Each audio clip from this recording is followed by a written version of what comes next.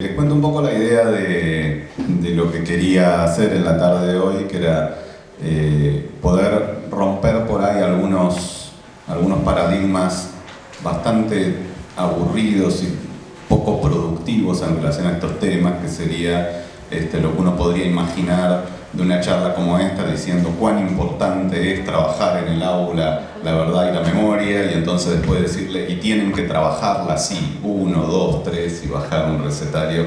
No voy a hacer eso, con lo cual espero que por lo menos no sea muy aburrido.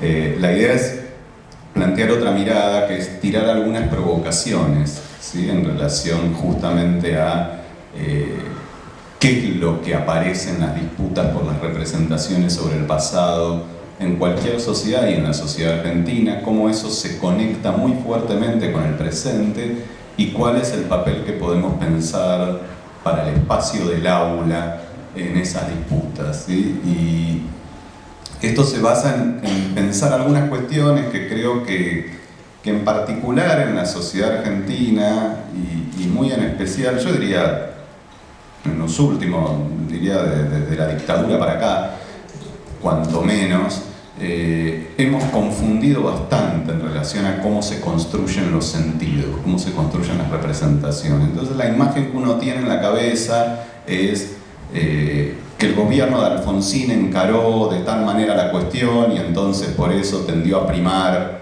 por ejemplo, podríamos decir, la teoría de los dos demonios, y que después el menemismo en los 90 hizo tal otra cosa y que eso generó la crisis del 2001 y que después el gobierno del kirchnerismo planteó otra mirada y que eso se habría transformado a partir del triunfo del macrismo. Y la verdad que, decía, eso me parece que da cuenta de una serie de confusiones, porque el orden de determinación suele ser más bien el inverso. Esto es, en general, en relación a las representaciones sobre la realidad y a las representaciones sobre el pasado también y su rol en el presente. Entonces, van ocurriendo cosas en la sociedad, se van dando disputas, se van dando representaciones, van tendiendo a primar algunos sentidos sobre otros. Y en general, un gobierno tiende a expresar esas construcciones colectivas. Pero esas construcciones colectivas no dependen de lo que haga tal o cual gobierno, por lo menos no es esa la relación de determinación. Y eso nos puede permitir empezar a ver, y la idea es hacer como un recorrido de esa historia en relación a la vinculación de la sociedad argentina con el pasado dictatorial, fundamentalmente trabajando como 4 grandes momentos de hegemonía en las representaciones. Uno que podríamos ubicar en el momento de la propia dictadura, que es el modelo de lo que podríamos llamar la guerra sucia contra la subversión. Un segundo modelo que tuvo que ver con lo que yo suelo llamar la versión original de la teoría de los dos demonios, y tratar de entender cómo surgió, por qué, cuál era su potencia en su momento, cuáles eran sus límites. Una tercera visión que diría que comienza a cobrar fuerza hacia mediados, fines de los años 90, que va a tener que ver con la posibilidad de quebrar esa igualación de los dos demonios y recuperar la identidad de aquella población que había sido perseguida, secuestrada, torturada, asesinada. Yo lo suelo categorizar como una posibilidad de recuperación de la identidad de los desaparecidos. Y un cuarto modelo que va cobrando mucha fuerza en los últimos años, pero que paradójicamente no es ni que lo inventa el macrismo, ni que aparece en 2015, sino que es un modelo que comienza a cobrar fuerza varios años antes de ese momento, que es lo que yo he llamado la versión recargada de los dos demonios, y que no es lo mismo que la teoría original de los dos demonios. Entonces, por un lado, voy a tratar de hacer este recorrido de 4 momentos para poder entender cómo y por qué se fueron dando las disputas por la memoria. Y esos momentos son momentos de hegemonía, que no quiere decir que no ha habido en la sociedad y la sigue habiendo otras visiones. Esto es, conviven esas 4 con otras, ¿sí?, a lo largo del tiempo. Esto como sería un primer eje con algunas provocaciones para plantear en el sentido de poder desarmar esta idea de que las memorias y las representaciones se construyen de arriba hacia abajo y poder entender que se construyen siempre en toda sociedad de abajo hacia arriba, ¿sí? Y que por lo tanto, más importante que bajar la línea correcta, que no suele ser muy efectivo, es poder comprender qué está pasando en la sociedad y aportar a dar las discusiones en función de esa comprensión, ¿sí? Entender qué está ocurriendo, entender por qué determinadas visiones toman más fuerza que otras, entender las consecuencias de cada una de esas visiones y pensar cómo estructurar un trabajo en el aula, que sobre todo este era uno de los ejes fundamentales de la charla, para poder darle potencia a ese trabajo crítico, ¿sí? Pero poder darle potencia una vez que eso aparece. Yo creo que si cualquiera de ustedes se toma el trabajo en cualquiera de sus aulas de, antes de plantear ninguna visión sobre lo que ocurrió en la dictadura, poder escuchar cuáles son las visiones que circulan en las familias de Santa Cruz cuyos hijos asisten al sistema educativo, creo que uno va a encontrar muchas de estas miradas en juego, va a encontrar no necesariamente un discurso homogéneo, y es un buen punto de partida para empezar a pensar qué hacer con eso, digamos, ¿no? Empezar a ver qué es lo que está circulando en chicos de distintas edades, ¿sí?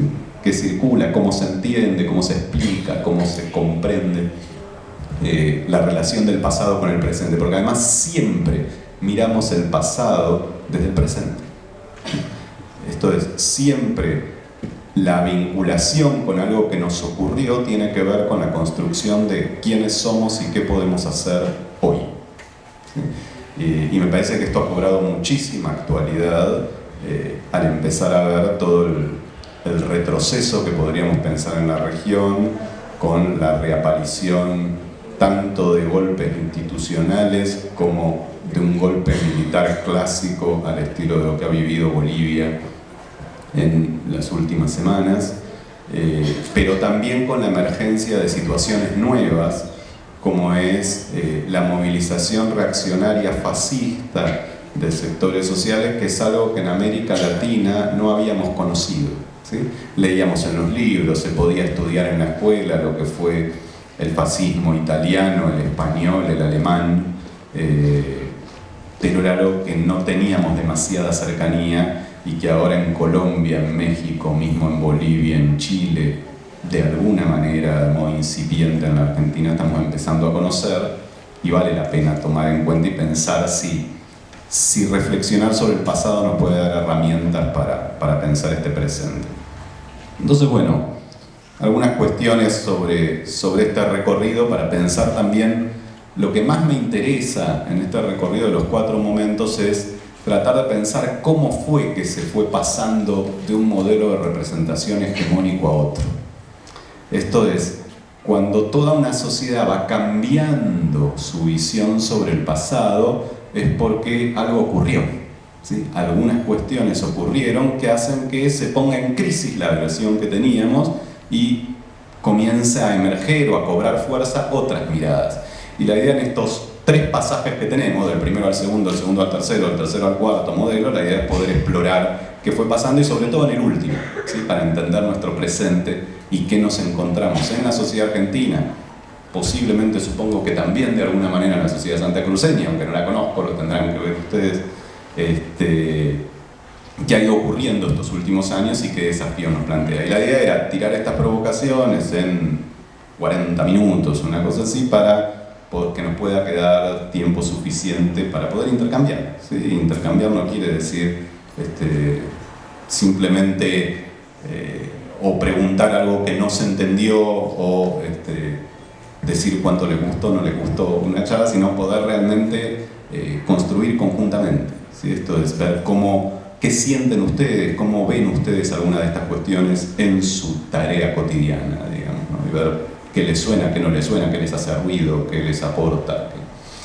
Bien, vamos entonces a este primer recorrido. Si les decía que el primer modelo dominante, no tiende a olvidarse, porque parece que lo más terrible que nos pasó en términos de representaciones fue la teoría de los 2 demonios, y esto habla de que uno tiende a olvidarse, quizás porque solo lo recordamos los que tenemos canas, digamos, pero uno tiende a olvidarse que hubo algo antes de la teoría de los demonios, que eran las visiones dominantes durante la propia dictadura, con respecto a qué estaba pasando.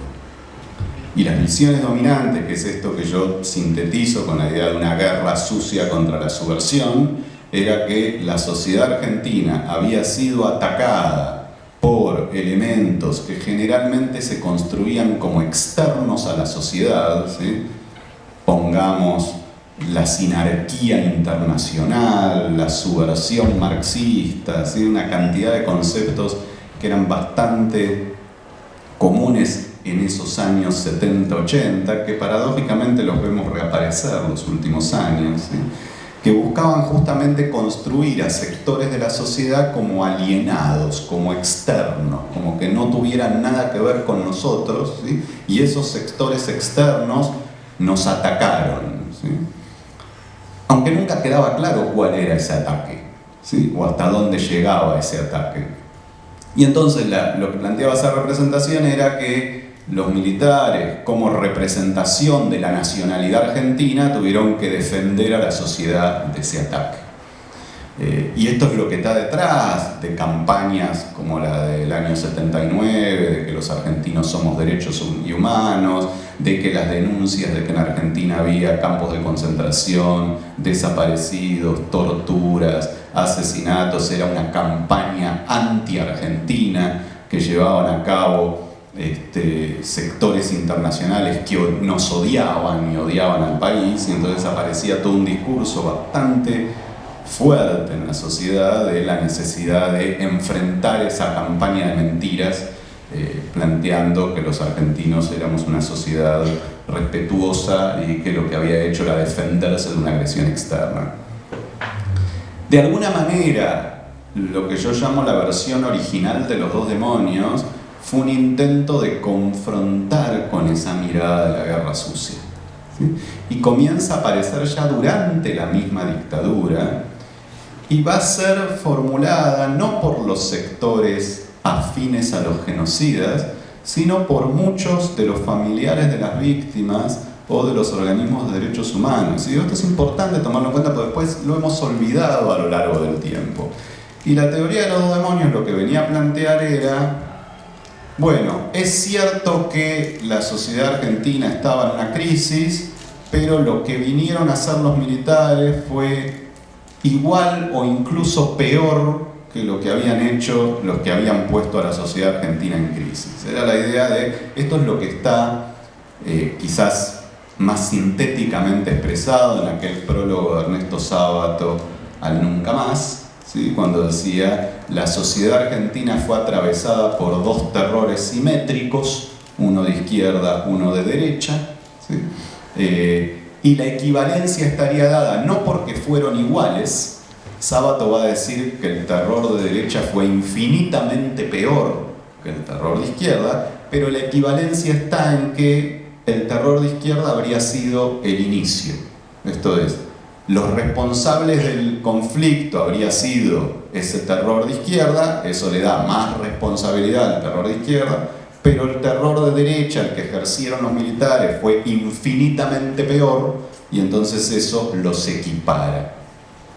Y entonces tenemos que entender que no podemos adherir a ninguna forma de violencia y que esas formas de violencia son igualmente condenables. Eso es lo que estaba detrás de la teoría de los demonios, que decía, busca confrontar con la idea de la guerra sucia. Cuando lo vemos desde hoy, podemos decir que a un precio muy alto, ¿sí?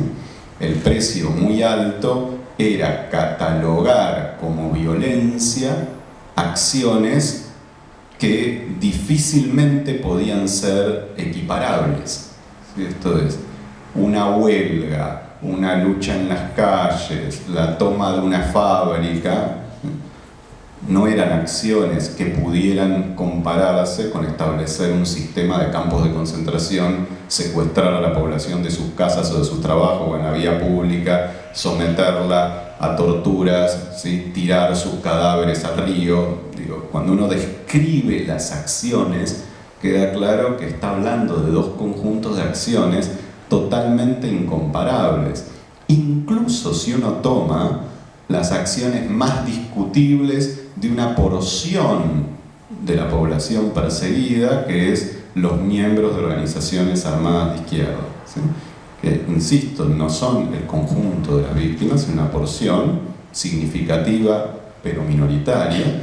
Pero aún si uno toma las acciones más discutibles, un secuestro de algún funcionario de una empresa internacional, el intento de toma de un cuartel, ¿sí? Quizás el más discutible de todos, uno diría que es la bomba en Coordinación Federal. De todos modos son hechos incomparables con un sistema de centros clandestinos de detención. Esto es, el problema de esa igualación era poner en el mismo plano tipos de acciones totalmente distintas. Esto es, las acciones eran distintas, la afectación social de esas acciones era distinta y podríamos decir que el objetivo de esas acciones era distinto. En el sentido que con todos sus errores teníamos un conjunto de acciones que buscaban construir una sociedad con mayor justicia, con mayor igualdad, y en el otro caso teníamos un conjunto de acciones que buscaron y lograron construir una sociedad mucho más injusta, porque es un dato que no podemos obviar, que en un periodo muy corto de tiempo, los menos de 8 años que duró la dictadura, la distribución del ingreso en la Argentina perdió 20 puntos en relación a lo que recibían los trabajadores. Esto es que ese terror tuvo como consecuencia una brutal redistribución del ingreso en favor del sector empresario, ¿sí? Y que digo, no hemos visto en ningún otro periodo de la historia argentina, aun cuando tuvimos redistribuciones muy brutales, tanto en los años 90 como en los últimos 3 o 4 años. Ahora decía, esta segunda versión que aparece confrontando con la de la Guerra Sucia, y el precio a pagar es esa igualación, pero lo que busca iluminar es la responsabilidad de los actores militares y de las fuerzas de seguridad. Esto es, si bien la teoría de los dos demonios iguala con un argumento que pone el énfasis en la acción de la fuerza pública, en especial de las Fuerzas Armadas y las fuerzas de seguridad. Esto es, todos tienen responsabilidad, pero la responsabilidad de las organizaciones de izquierda ya fue, podríamos decir, no juzgada, sino reprimida. Sus responsables fueron perseguidos, masacrados, torturados, desaparecidos. Por lo tanto, la responsabilidad que nos falta tramitar es la de las fuerzas estatales. Y esto es lo que está permanentemente presente en esa versión original de los dos demonios. Esto permitió algunas cosas, tuvo algunos problemas, ¿sí? Como decíamos, algunos precios a pagar. ¿Qué permitió? Bueno, la versión de los demonios permitió el juicio de las juntas militares, ¿sí? Fue la forma de lograr un profundo apoyo social a un hecho que de alguna manera fue inédito, no en la Argentina, sino diría incluso a nivel internacional, que es que los responsables de un genocidio pudieran ser sometidos a la justicia y muy poquito después de haber cometido el genocidio, es decir, cuando todavía el poder militar tenía mucha fuerza en la Argentina. Y es importante ver esto, ¿por qué? Porque no se pudo sostener mucho en el tiempo, ¿sí? Esto es, ese juzgamiento, tanto de las juntas militares como de algunas figuras emblemáticas, el juicio a Camps, ¿sí? Por plantear un juicio iniciado en el año 86, rápidamente va a encontrar un final con los alzamientos militares de 1986, 1987, las leyes de impunidad que sanciona el propio alfonsinismo presionado por esos alzamientos militares, y finalmente los indultos que va a librar el gobierno de Menem. Lo que vamos a encontrar entonces es que muchos movimientos de la sociedad argentina, donde hay podríamos decir que un gran liderazgo de los organismos de derechos humanos, pero esos organismos están expresando a mucha más gente que los propios organismos, va a comenzar a dar una lucha contra la impunidad que no va a ser solamente una lucha contra la impunidad, sino también una lucha contra algunos de los elementos más perniciosos, podríamos decir, más problemáticos de la teoría de los dos demonios, ¿sí? Y la lucha que se va a comenzar a dar no va a ser solamente por la posibilidad de reabrir los juicios, que fue una lucha formidable en la Argentina y que con muchos logros y mucha originalidad, ¿sí? Por mencionarles algunas cosas que uno va olvidando, ¿sí? Pero la apertura de causas en el exterior, pero muchas causas en muchos países. Entonces se abrieron causas en España, en Francia, en Suecia, en Italia, en Alemania, en Israel, en Estados Unidos, y no sé si estoy mencionando todos los aparatos judiciales donde se abrieron causas. Esto fue generando toda una situación compleja para el Estado argentino a partir de que avanzaban las causas en el exterior, acciones ante organismos internacionales, muy en especial la Comisión y la Corte Interamericana de Derechos Humanos, que lleva a cabo condenas al país y permite abrir los juicios por la verdad en los años 90, el intento de encontrar como pequeños agujeros de oportunidad en las leyes de impunidad, por ejemplo, que no habían incluido la apropiación de menores como una de las prácticas que podían ser amparadas por la obediencia debida y por lo tanto la apertura de causas por el plan sistemático de apropiación de menores. Uno se tiende a olvidar que Videla volvió a la prisión en 1998, esto es, con Menem en el gobierno, por la causa por apropiación de menores. Videla, que había sido condenado a prisión perpetua en el juicio de las juntas militares e indultado por el propio Menem, vuelve a prisión todavía bajo el gobierno de Menem, ¿sí? A partir de esta iniciativa de abrir causas por la apropiación de menores.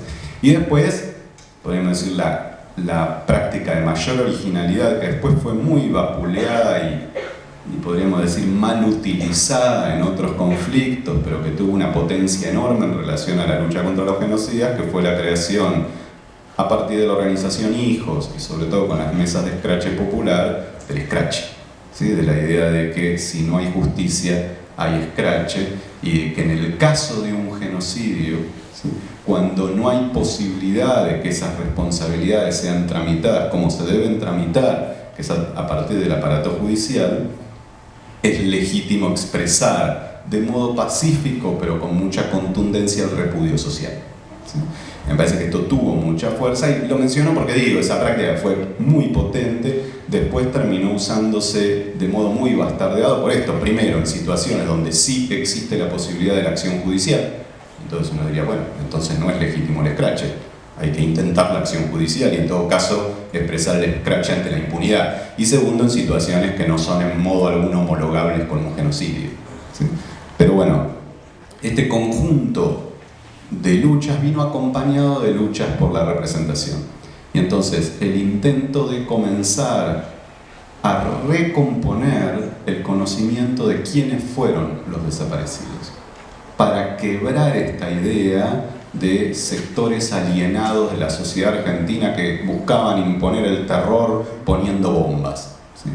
Y empezar a ver, bueno, quiénes eran uno por uno, qué es lo que hacían, ¿sí? Para romper varias cuestiones, porque parte de la lógica de la teoría de los dos demonios también fue quebrar el universo de víctimas y decir que había un número pequeño de gente malvada que ponía bombas y que en todo caso a estos los tendrían que haber perseguido con la ley, pero estaba bien su persecución, y que después había un número enorme de gente que no había hecho nada, ¿sí? Esto es, que había sido secuestrada porque sí, porque estaba en una agenda, porque no había hecho nada. Y estas dos miradas realmente escondían e invisibilizaban lo que efectivamente los desaparecidos habían hecho, que en su gran mayoría no era ni poner bombas, ni no hacer nada, ¿sí? Sino que los desaparecidos llevaron a cabo una cantidad de acciones que son las que explican su persecución. Y esas acciones en la teoría de los dos demonios estaban escondidas, ¿sí? Y ahí va a aparecer, a mediados de los 90, fines de los 90, en medio de esas luchas contra la impunidad, la posibilidad de recuperar la identidad de los desaparecidos. Yo creo que todo este proceso es el que permite entender tanto la derogación e inconstitucionalidad de las leyes de impunidad como la fuerza social que implicó la reapertura de los procesos de juzgamiento a los genocidas. Y en ese sentido creo que implica otra mirada que esto que decíamos de pensar la historia que va de arriba hacia abajo, ¿sí? Por supuesto que el gobierno de Néstor Kirchner no es que la única opción que tenía era reabrir los juicios. Podría no haberlos reabierto, pero no era tan fácil en ese momento histórico, ¿sí? Y entonces ahí hay que ver cómo se juega en la historia una cantidad de variables que tenemos que comprender en un sentido global, ¿sí?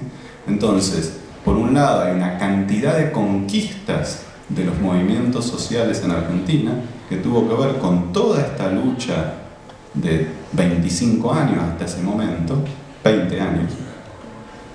Y después sí, hay un presidente que, ante una situación compleja, que asume en un contexto de haber salido segundo en una elección con el 22% de los votos y llegar a la presidencia porque el que salió primero, que era Carlos Menem con el 24%, como sabe que va a perder por paliza el balotaje, decide retirarse y dejar a ese gobierno en una situación de cierta ilegitimidad. Entiende que hacerse cargo de algunas reivindicaciones del campo popular puede ser una manera de revalidar su legitimidad. Y está muy bien, digo, no hay que mirarlo en ningún sentido, ni pensar que solo fue una construcción de gobierno, ni pensar que fue oportunismo, digamos. Es un gobierno que ve una situación, que está de acuerdo con esa situación y que lleva a cabo una medida política sumamente importante, pero que da cuenta de todo un proceso de lucha.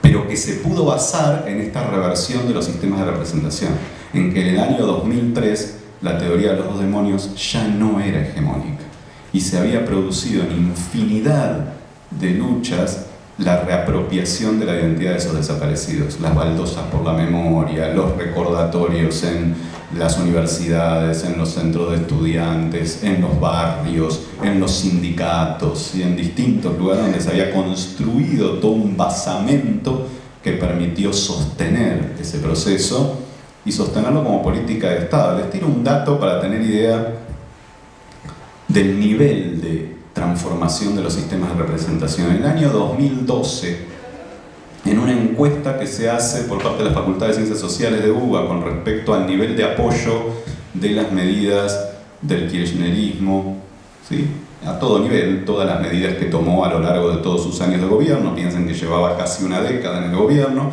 es el momento de mayor apoyo al kirchnerismo, piensen que estamos hablando, era un año después, menos de un año después del 54% que saca el kirchnerismo en el año 2011. En ese año 2012, la medida que concita mayor apoyo de todas las que tomó el kirchnerismo a lo largo de su gobierno es la reapertura del juzgamiento a los genocidas. Y el nivel de apoyo a esa medida era del 82%. ¿Sí? Lo cual nos muestra el nivel de contundencia de la construcción de esa representación que iba muchísimo más allá del kirchnerismo, porque si en su mejor momento el kirchnerismo sacó el 54%, significa que había casi un 30% de la población que estaba profundamente de acuerdo con esa medida sin estar de acuerdo con el kirchnerismo, sin estar de acuerdo con otras medidas, que mostraba que esa medida había implicado realmente una política de Estado. ¿Sí? Había expresado una voluntad popular que se había ido construyendo desde los años 90 con mucha fuerza. Ahora, la pregunta es, ¿por qué ese ciclo ascendente desde el año 80 hasta el año, no solo 2003, sino yo diría 2006, 2007, incluso 2012, si nos vamos a esa encuesta, por qué ese ciclo se detiene y se comienza a revertir? ¿Sí? ¿Y por qué esa reversión no se inicia con la derrota electoral del kirchnerismo, sino que se inicia antes? ¿Sí? Y yo puedo identificarla más o menos, después les voy a preguntar por qué, justamente ahí, hacia el año 2013, fin del 2012, comienzo del 2013, donde va a surgir el cuarto modelo de representación, que es esto que vamos a llamar la versión recargada de los dos demonios, donde parece que vuelven los dos demonios, pero en realidad lo que se comienza a instalar es algo mucho peor que los dos demonios, porque es otra vez una equivalencia, pero ahora la equivalencia no busca iluminar la violencia estatal, no busca iluminar la violencia de las Fuerzas Armadas o las Fuerzas de Seguridad, sino que busca iluminar lo que llama la otra violencia, que sería la violencia de las organizaciones populares, la violencia de las organizaciones armadas de izquierda y no solo, ¿sí? Con la idea de que ya tuvimos bastante de la dictadura, pero ¿cuándo vamos a hablar de la otra violencia? ¿Sí? Con lo cual, otra vez, tenemos dos demonios, pero ahora los tenemos distintos. Ahora el planteo es: queremos perseguir judicialmente a los responsables de la otra violencia, queremos condenar públicamente a los responsables de la otra violencia, queremos que después de 10 años de bajada de línea, finalmente podamos hablar de lo que no se habla, que es la otra violencia. Entonces, como vemos, no es lo mismo que lo que planteaba la versión original de los dos demonios. Es más, los que fueron más efectivos para confrontar con esto, que claramente son miradas negacionistas del genocidio, relativizadoras, minimizadoras, que no estaban en la versión original de los dos demonios, los que salen a combatir con más éxito van a ser algunos de los que planteaban la versión original de los dos demonios. Por poner algunos nombres: Ricardo Gil Lavedra, Federico Storani. Van a ser los que en los medios públicos van a discutir con más éxito con estos negacionistas de la versión recargada de los dos demonios. La pregunta que yo me hago es: ¿por qué? O sea, ¿cómo es que esto se habilitó? ¿Por qué no se generaron respuestas contundentes desde el campo popular, más allá de la versión original de los dos demonios? ¿Y qué cosas de las que se hicieron dentro del propio campo popular quizás pudieron jugar un papel en darle más fuerza, darle más posibilidades, pavimentarle el terreno, aun cuando no haya sido la intención, a la versión recargada de los dos demonios, ¿sí? Y acá pasamos claramente a las provocaciones, y voy a decir cosas que por ahí van a incomodar, por ahí no van a gustar, pero me parece que vale la pena empezarlas a pensar. Por ahí estoy equivocado en todas las cosas que voy a decir, no importa, pero vale la pena pensarlas igual, y por ahí algunos de ustedes me explicarán por qué estoy equivocado, digamos, ¿no? Yo hay muchas cuestiones que he desarrollado, no me va a dar el tiempo para plantearlas todas. Voy a tirarles 3 provocaciones, ¿sí? 3 para tratar de entender por qué creció tan rápido la versión recargada de los dos demonios. Y ninguna de esas 3 va a ser porque el gobierno nacional macrista fue el que trató de bajarnos esa teoría, todo, y ni siquiera otra que podría ser un poco más cercana, que es porque los medios hegemónicos nos bombardearon porque en realidad los medios hegemónicos bombardearon desde siempre con un montón de teorías, y no es cierto que siempre tienen éxito. Sí, digo, los medios hegemónicos no nacieron ayer y tampoco nacieron en la pelea del kirchnerismo con Clarín. Y lo que digo es, a veces los medios hegemónicos tienen éxito y a veces no.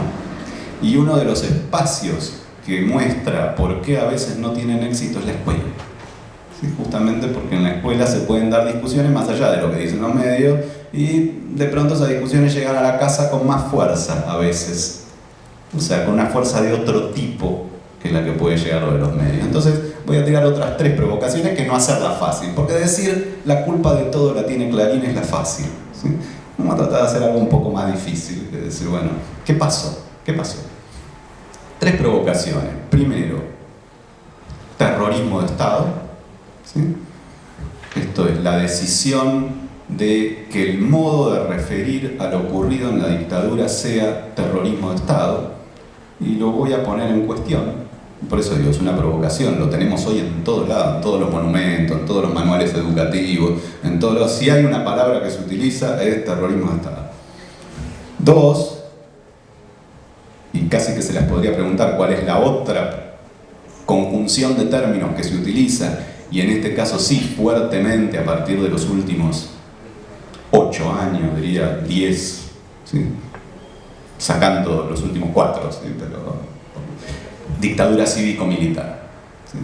Un segundo planteo, también pareciera que estamos todos de acuerdo, al punto dictadura cívico-militar ha sido más dura que terrorismo de Estado, porque es más nuevo, pero hay mucho maestro ciruela con dictadura cívico-militar. Entonces cuando un ochentista como yo, que empecé a militar al final de la dictadura, y donde nos formamos, además, bueno, a más hincha de San Lorenzo, donde surgió la consigna "se va a acabar la dictadura militar", ¿sí? Después, hace poco también surgió Mauricio Macri, la puta que te parió, pero bueno, parte de los orgullos de los hinchas de San Lorenzo. Y entonces, a mí nunca me gustó, no entendía por qué. Los últimos años empecé a entender, porque nunca me gustó eso de cívico-militar, y cuando yo decía dictadura militar, siempre alguno me corregía en el panel, pongamos si fuera Patricia, o desde el público mismo, cívico-militar. Y alguno agregaba, cívico-militar eclesiástico, cívico-militar eclesiástico, periodístico. Bueno, vamos a poner en cuestión eso también, ahí tenemos una segunda provocación. Y la tercera es tratar de pensar qué pasó con la potencia que tenía el carácter transversal y plural de la lucha por los derechos humanos, que era un campo de ninguna manera apartidario, de ninguna manera apolítico, no lo era, sino que era transversal y plural. Esto es, cada uno asumiendo su identidad política y asumiendo su identidad partidaria, tenía claro que la lucha por el juzgamiento de los genocidas y la lucha por los derechos humanos era una lucha transversal, ¿sí? Que nos unía a los que teníamos distintas identidades políticas y distintas identidades partidarias. Y la pregunta es ¿qué pasó por eso? Pero ¿qué pasó con eso? No desde la fácil, porque la fácil otra vez sería decir todas las culpas del gobierno kirchnerista que se apropió, sino pensar qué pasó en las organizaciones, ¿sí? Porque me parece que ese es el nudo para entender. Uno podría decir, bueno, el sentido de un gobierno tratar de sacar rédito de lo que hace. Uno puede decir que puede estar bien, que puede estar no tan bien, que prefería, pero bueno, es el sentido de un gobierno y no le puede pedir a un gobierno. Estoy diciendo esto en Santa Cruz. Pero la gracia, ¿no? Para eso me llamaron. Habla bien del consejo que me hayan llamado.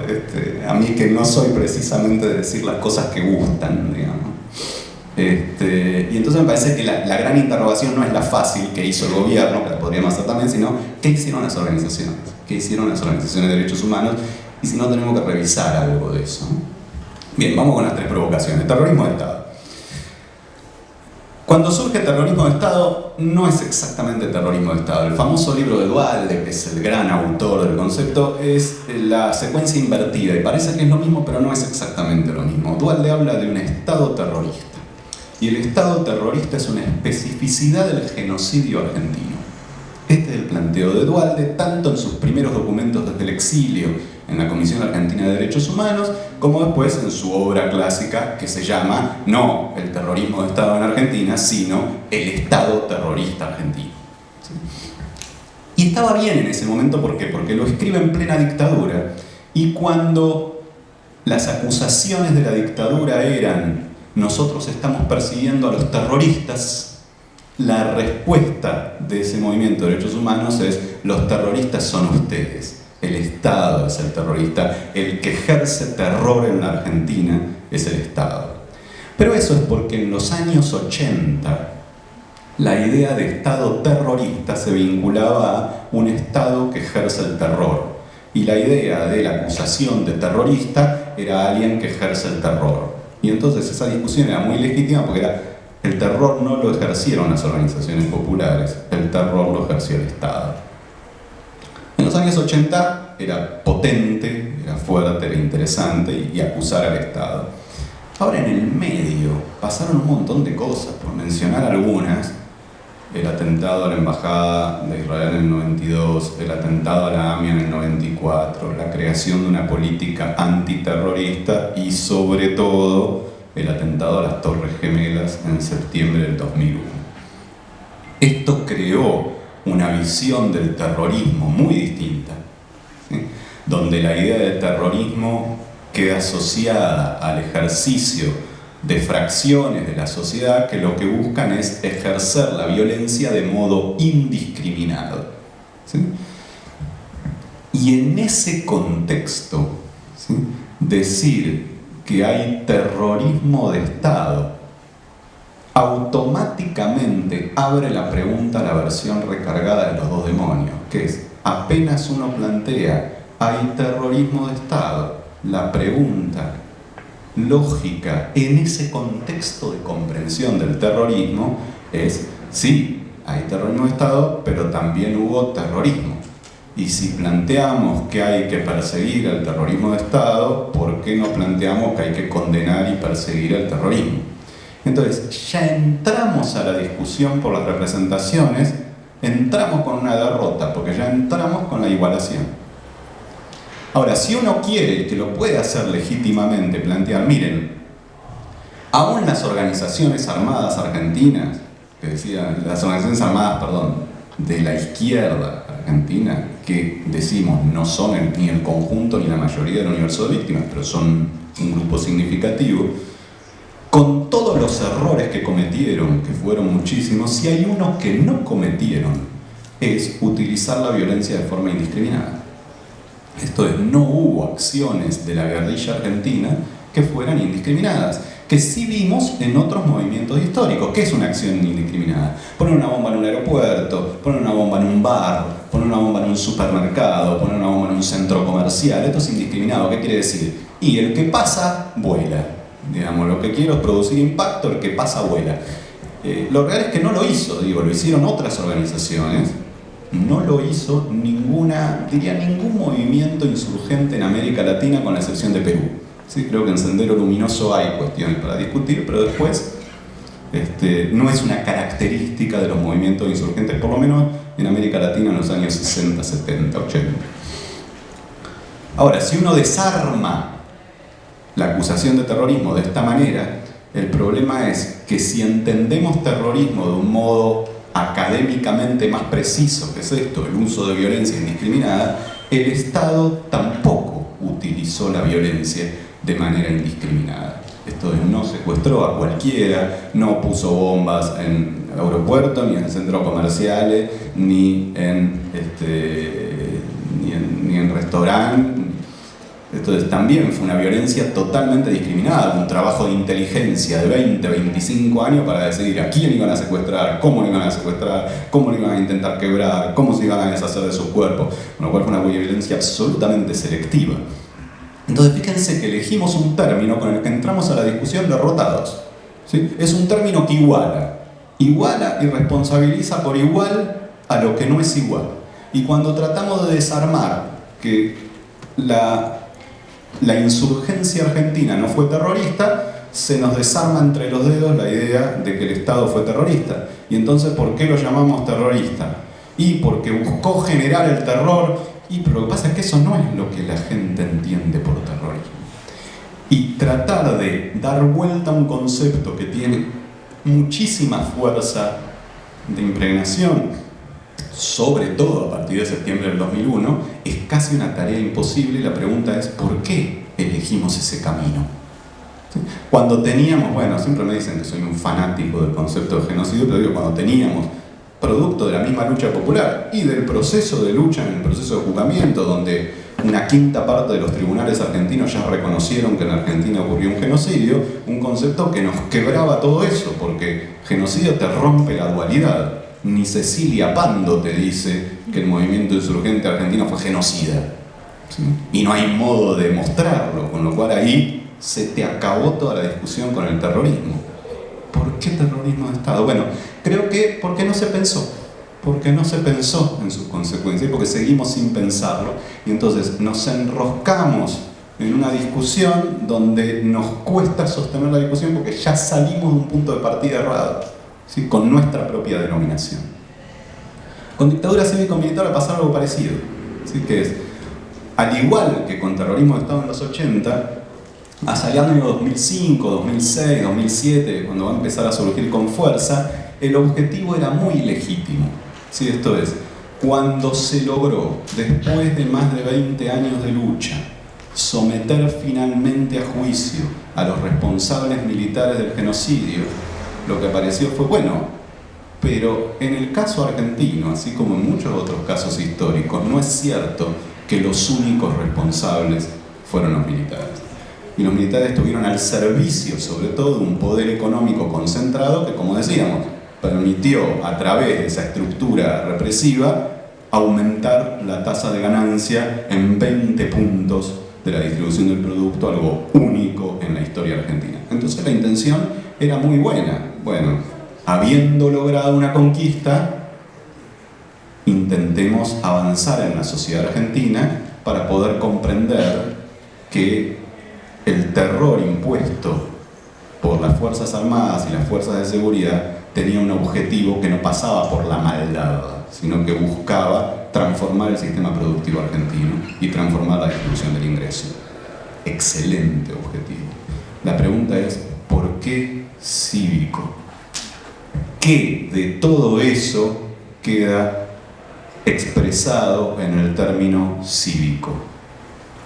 La idea de que la sociedad se divide en civiles y militares es una representación que solo está en la cabeza de los militares. Esto es, los militares consideran, algunos de ellos, que son una casta y que por lo tanto la sociedad se divide en castas y está la casta militar y todos los demás. Ahora, el resto de la población no pensamos así. Entonces, los civiles tienen empresarios, trabajadores, docentes, sindicalistas, curas, qué sé yo, podemos seguir sumando categorías sociales, todas distintas, ¿sí? Entonces, cuando uno plantea que la dictadura es cívico-militar, los pequeños núcleos de militantes de los organismos de derechos humanos o de alguna militancia muy vinculada al proceso de juzgamiento, tanto en algunos partidos de izquierda como en los sectores más, podríamos decir, como más centrales del kirchnerismo, entendían perfectamente que nos referimos a la responsabilidad empresaria y al rol de los jueces y los periodistas. Ahora, lo real es que eso nunca se logró instalar en la sociedad argentina, nuevamente porque el término era especialmente fallido, ¿sí? Esto es, cívico-militar no se entendía y no se entiende como nosotros creemos que se entiende. Y les hago un desafío, ya que son docentes, porque lo hice en millones de lugares, en sitios de memoria, en escuelas, que es, vayan mañana, pasado, cuando tengan clase, cuando toque tratar estos temas, y pregunten en una clase, que cada uno escriba qué significa para cada estudiante cívico-militar. ¿Qué significa para ellos que el golpe en la Argentina fue cívico-militar? Y nos vamos a llevar una horrible sorpresa, que es que nadie menciona, o prácticamente nadie, al poder empresarial. Porque si hay algo que no ubicamos como cívico, es al poder empresarial. Justamente porque el poder empresarial, al igual que la casta militar, se siente por encima de los civiles. Y por lo tanto los civiles no los solemos ver como civiles. Los civiles somos todos nosotros. Los civiles son los laburantes, o en todo caso, en un momento de profunda hegemonía de la antipolítica, los civiles son los partidos políticos. Y aunque no es mentira que los partidos políticos tuvieron niveles de complicidad con la dictadura, tanto sectores del peronismo como sectores de la Unión Cívica Radical, como muchos otros, pero digo, los dos grandes partidos argentinos, vuelve a confundir las cosas, como toda teoría de los dos demonios. Y ya un filósofo que trabajó mucho la experiencia del nazismo, que es Karl Jaspers, decía que cuando una sociedad confunde las responsabilidades, se enloquece. En el sentido de decir, una cosa es una persona que tuvo miedo cuando estaban persiguiendo a un amigo y no le abrió la puerta de su casa. Otra cosa es un periodista que no publicó el dato que le había llegado de un desaparecido porque tenía miedo de ser secuestrado. Otra cosa es un juez que no hizo lugar a un habeas corpus. Cada responsabilidad es distinta. Ahora, eso al lado de un torturador en el sótano de un centro clandestino de detención no es lo mismo. No es lo mismo. Y uno podría decir, bueno, hay algo que sí es equivalente o tan grave como eso, que es el dirigente de una empresa que abre un centro de concentración, un campo de concentración adentro de la empresa, Ford, Mercedes-Benz, Sindar, que se encarga de hablar con los militares para decidir quiénes van a ser los secuestrados, ¿sí? Que logra beneficiarse y trabaja para beneficiarse a través de ese programa de persecución, de terror, de desaparición, de destrucción de población. Entonces me parece, bueno, esos sectores sí, pero esos sectores raramente son vistos como civiles. Y lo que comenzó a pasar con cívico-militar es que justamente los principales voceros de la versión recargada de los dos demonios cada vez más comenzaron a referirse a la dictadura como cívico-militar, porque terminó funcionando como un modo de exculpación de los militares. finalmente los militares son el pato de la boda, los militares son la cabeza de turco, los militares son los que le echan toda la culpa, pero bien que estaban los partidos políticos involucrados, como siempre, esa corrupción de los partidos políticos, digo, en todo este discurso antipolítico tan efectivo, no solo en nuestro país, sino en general, que es una manera de alienarnos de las consecuencias de nuestras acciones, porque pensar que la política es caca, corrupción y algo ajeno a nosotros, es la forma de que no nos acerquemos a eso y que dejemos que la realidad nos la hagan los demás, digamos, ¿no? O sea, que tiene un claro sentido. Esa lógica antipolítica cobró mucha fuerza de la mano de dictadura cívico-militar, y por eso pongo en cuestión si fue la manera más inteligente para tratar de iluminar la responsabilidad empresaria, o si no nos dejó desarmados en esta discusión con la versión recargada de los dos demonios. Y la tercera provocación, les decía, tiene que ver con esto de que pese a muchas discusiones que hubo en los años 80, en el momento del alfonsinismo, hubo bastante claridad con respecto a la necesidad de dar una lucha colectiva transversal.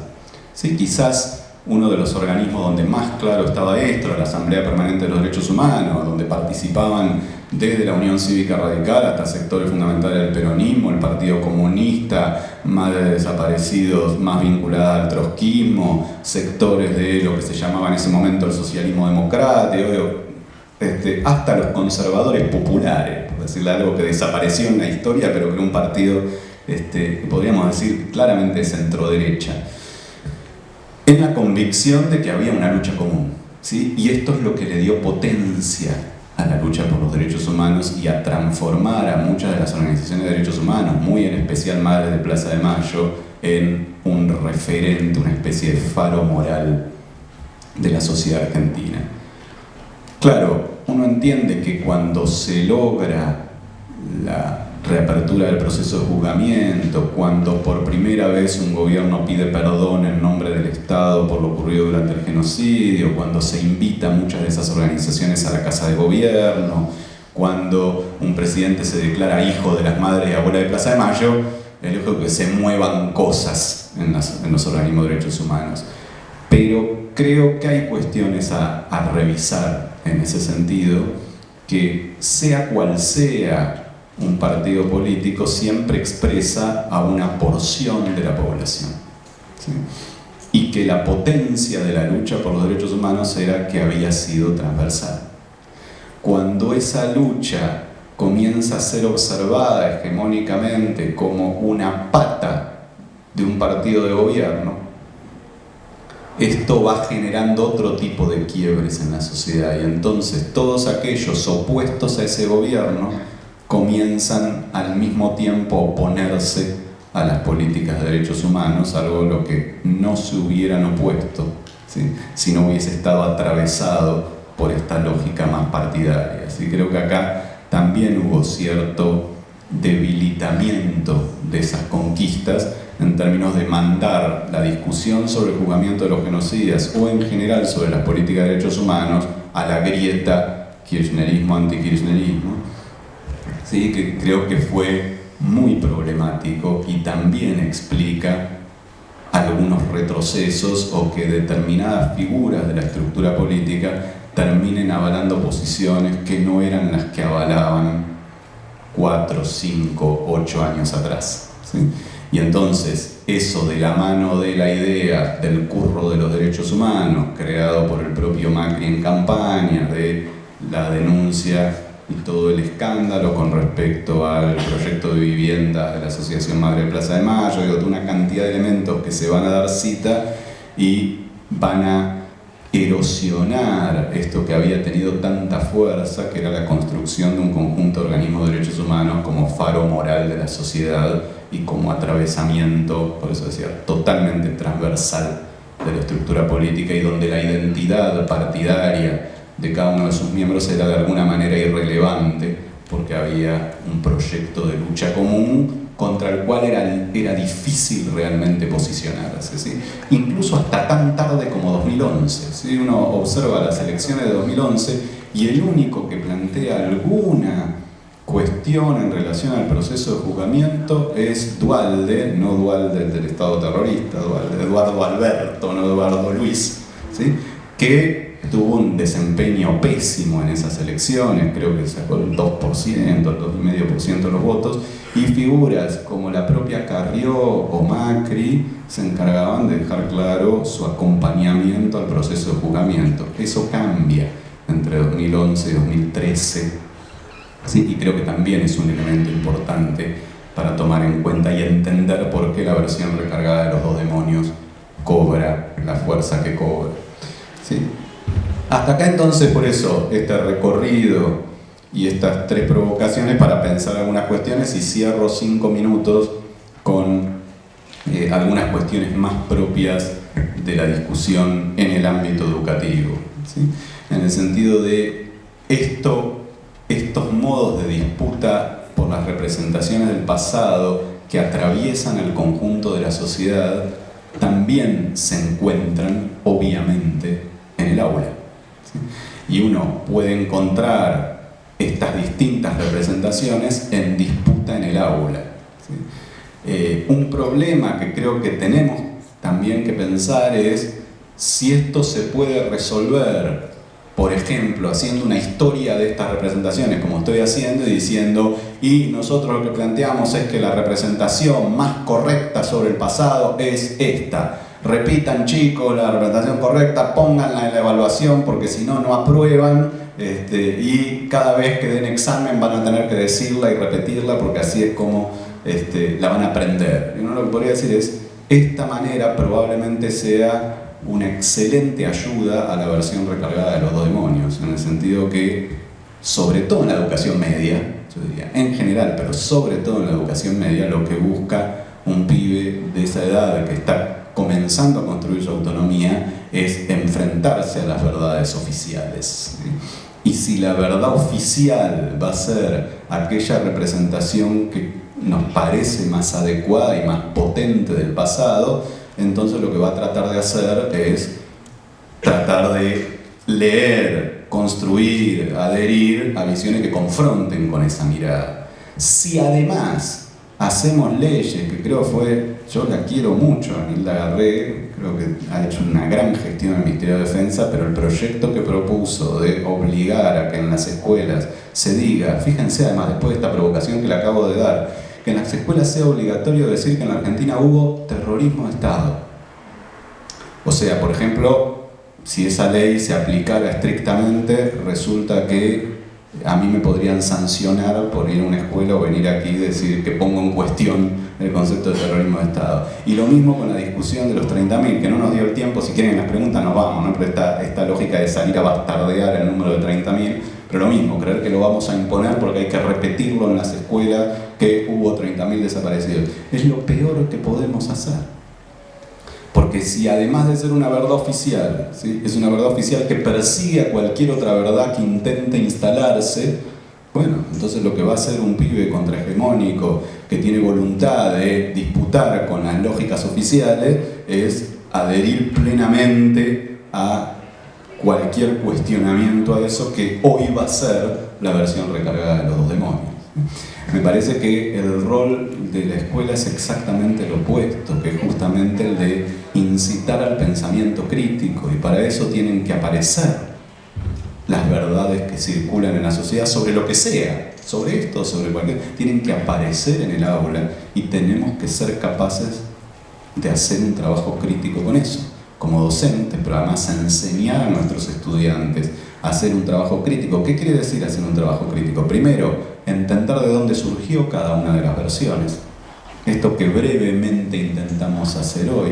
Ninguna versión es el mal. Hay que entender cómo se construyeron, a partir de qué necesidades, quién las formuló, para qué, por qué tuvieron tanto éxito, qué consecuencias producen, cómo se vinculan con lo que nos pasa hoy, por qué los medios le dan voz a determinadas visiones y a otras no, que es muy distinto. Una cosa es ir a la escuela, decir esta es la versión correcta, y otra cosa es que los estudiantes puedan ver a ver qué le dicen los medios. Y después enterarse que los medios algunas versiones se las cuentan y otras no. Y preguntarse en la escuela por qué no, ¿sí? O hacer conocer otras justamente, y poder preguntarse por qué no están presentes, ¿sí? Por qué esas voces están en uno o dos canales si es que están, ¿sí? Y después aparece una homogeneidad mediática que se hace las mismas preguntas y cuenta solo una historia. Parece que esto sí convoca de otra manera a un estudiante, ¿sí? Donde de pronto pueda pensar que quizás el poder no está necesariamente ni en el docente ni en el político, ¿sí? Pero esto no se construye con bajada de línea, se construye con un análisis crítico de la realidad. Me parece que, bueno, estas cuestiones creo que son interesantes para pensar ese rol. Claro, mucho más difícil, más fácil era que yo viniera acá y les dijera, miren, como buen porteño además, ¿no? Decir, miren, nosotros tenemos la papa, lo que tienen que hacer en Santa Cruz es 1, 2, 3, 4, hagan todo esto, construyan el libro así, bájenle esto a todos los docentes, repitan esto y con eso estamos salvados, ¿no? Bueno, no pienso que lo podamos hacer así, es mucho más difícil. Sí, creo que lo que uno sí puede tratar de hacer es abrir, permitir que emerjan esas voces, permitir incluso que emerjan las voces fascistas que van surgiendo en la región, pero no dándole lugar a un fascista para que venga al curso a convencer a todo el mundo, de ninguna manera, pero sí dándole espacio a un estudiante que se ha comprado el discurso fascista para poder permitir un trabajo crítico, ¿sí? Lo que pasa es, bueno, eso es más trabajoso, es mucho más trabajoso, es mucho más difícil, pero bueno, quizás es mucho más potente también. Así que bueno, hasta acá algunas provocaciones, la idea era poder abrir un debate. Así que muchísimas gracias.